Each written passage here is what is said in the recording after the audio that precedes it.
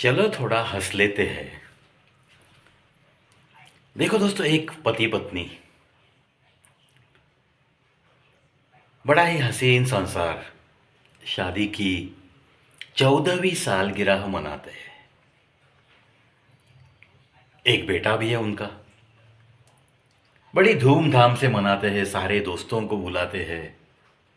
बेटा वैसे कहा जाए तो 9 साल का है, लेकिन उसके भी सारे दोस्त, उनके माता पिता,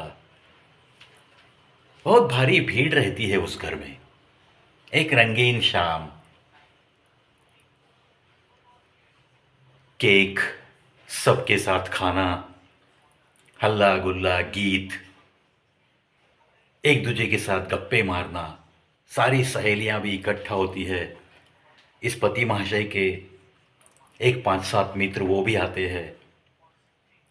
बड़ी धूमधाम से ये मैरिज एनिवर्सरी का फंक्शन होने के बाद रात के 11 बजे सब लोग निकल जाते हैं अपने अपने घर। घर सारा सूना सूना सा लगने लगता है, लेकिन बेटा भी छोटा, वो कहता रहता है, पापा, मम्मा, मैं थक गया हूँ, चलो ना मुझे सुलाओ। फिर बेटा सो जाता है 11:30 बजे, पौने 12 बजे। ये पति पत्नी भी थोड़ी बहुत चर्चा करते हुए हंसते खेलते बस सो जाते हैं। लेकिन रात के लगभग 3 बजे पत्नी ऐसे ही देखती है तो पति बेड पे नहीं है। पति महाशय कहाँ चले गए? इतना अच्छी तरह से हमने शादी की सालगिरह मनाई, इतने लोग आए थे, और ये ऐसे ही भरी नींद में कहाँ चले गए? और देखती है तो पति महाशय कॉफी बनाकर मस्त गैलरी में कॉफी के एक एक घूंट ले रहे हैं, गैलरी में अकेले ही बैठ के। हाँ, सोचा होगा उस पति महाशय ने, 14 साल जो इस बीवी के साथ रहा है, बड़े प्यार होगा उसके दिल में, तो वो शायद उसने सोचा होगा खुद कॉफ़ी बनाएंगे और बैठेंगे गैलरी में अकेले, उसे तो सोने दो।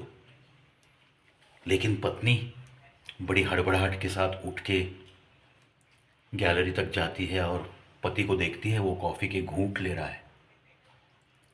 वो जाकर आहिस्ता से कंधे पे हाथ रखती है। क्या हुआ, नींद नहीं आ रही? इतनी रात में क्यों, कॉफ़ी का मूड क्यों बन गया? वो भी हल्के से एक चेयर देते हैं गैलरी की, उस बैठ जाओ यहाँ। पत्नी आराम से बैठती है। बोलो तो सही, और ये थोड़ा सा चेहरा उदास दिख रहा है आपका। पति महाशय कहते हैं, क्या तुझे याद है? वो बोली, पूछो ना, क्या? आज अपनी कितवीं सालगिरह है? वो बोली, 14 साल पूरे हो गए, 15वां लग गया अभी हमें। अभी तो फंक्शन किया ना हम लोगों ने शाम में, सारे दोस्तों को बुलाया आपने, मैंने मेरी सहेलियों को बुलाया था। क्यों, ऐसा क्यों पूछ रहे हो? फिर पति ऐसे ही थोड़ी सी मायूस सूरत करके, तुझे याद है वो दिन? वो बोली, कौन सा दिन? उस दिन जब तू मेरी कार में बैठी थी और यही नज़ारा तेरे न्यायाधीश पिता ने देखा था। वो दिन याद है तुझे? हाँ याद है, 14 साल हो गए उस याद को भी। हाँ सही, वही बता रहा हूँ मैं। आज से 14 साल पहले की वो याद आज मुझे बहुत सताती है। क्यों, क्या हुआ? देख, थोड़ा सा अपने दिमाग पे जोर दे। तेरे न्यायाधीश पिता ने क्या किया था? मेरे सर पे पिस्तौल रखा था और कहा था, इससे शादी कर ले, अगर नहीं करेगा तो 14 साल तुझे जेल में सड़ने भेज दूंगा। हाँ कहा तो था, मुझे भी याद है। एक आंसू पोंछते पोंछते पति महाशय उठते हैं। कॉफी का कप भी खाली हो गया है। हाँ वही तो, शायद मैं आज छूट के आता था। इतना कह के वो किचन की तरफ चला जाता है और बीवी सोचते बैठती है, न जाने इस वाक्य का अर्थ क्या लूं। पति महाशय तो आंसू पोंछते पोंछते किचन की तरफ चले गया और कहते गए कि आज मैं जेल से रिहा होके आता था। देखो दोस्तों, इसमें जो ह्यूमर है वो आपके दिल तक ज़रूर पहुंचा होगा।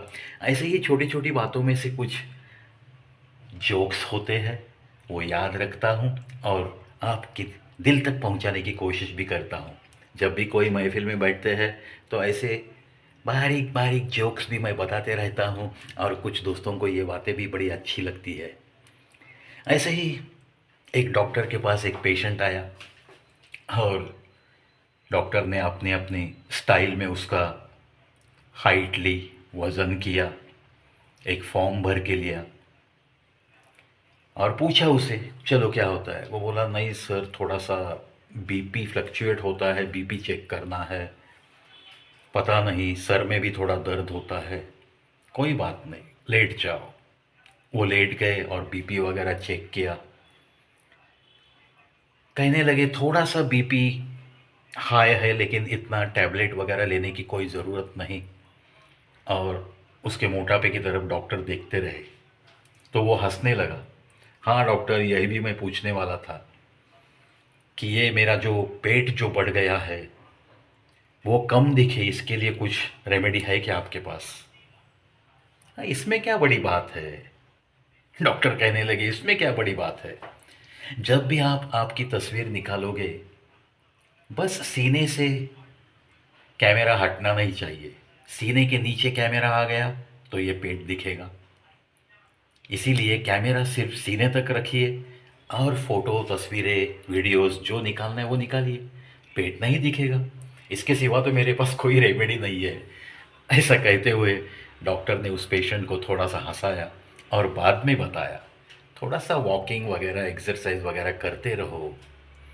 अगर कुछ भी हलचल नहीं करोगे तो ये आहिस्ता आहिस्ता बीपी बढ़ेगा, मोटापा बढ़ेगा, डायबिटीज़ भी आएगा।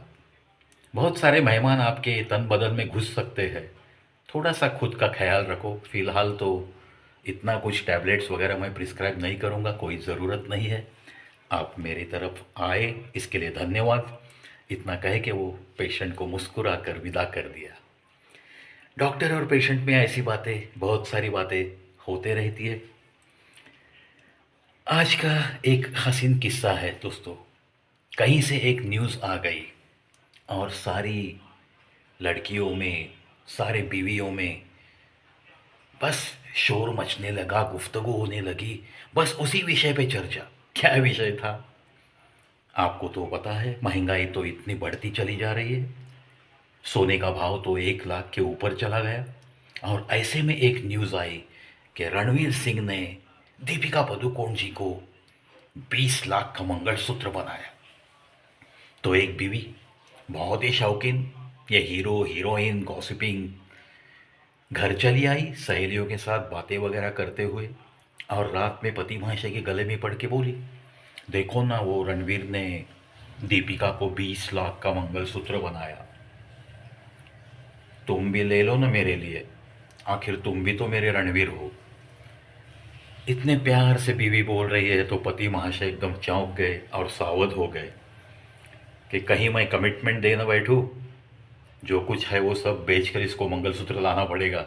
इसके लिए थोड़े सावध होके उन्होंने कहा, अरे मेरी भगवान, वो रणवीर सिंह है, उसके पास 20 लाख रुपए है, मैं एक सीधा साधा आदमी हूँ, मेरे पास अगर 20 लाख होते तो मैं ही दीपिका पादुकोण के साथ शादी नहीं करता, तुझसे क्यों करता? इस सवाल के साथ बीवी भी थोड़ा मुस्कुराई और एक मिडिल क्लास कपल हंसी मजाक में एक दूसरे को गुड नाइट कहकर सो गए। दोस्तों, ये हल्की फुल्की ऐसी बातें संसार में होनी भी चाहिए। एक मज़ा आता है, एक माहौल बनता है, एक दूसरे के लिए जो प्यार है वो तो बस बढ़ते चला जाएगा। सिर्फ ये हंसी मजाक तक ही सीमित रहना चाहिए। आशा करता हूँ आज का ये वीडियो, थोड़ा सा हंसना भी ज़रूरी है, थोड़ी बहुत आपको भी हंसी आएगी, इसी आशा के साथ चलता हूँ। देखते रहिए, सुनते रहिए कवि प्रवीत शो यूट्यूब चैनल। और अगर आपका भी पेट दिख रहा है तो उस डॉक्टर का जो कहना है, जो इंस्ट्रक्शन उसने दिए पेशेंट को, वो आपको भी लागू होते हैं।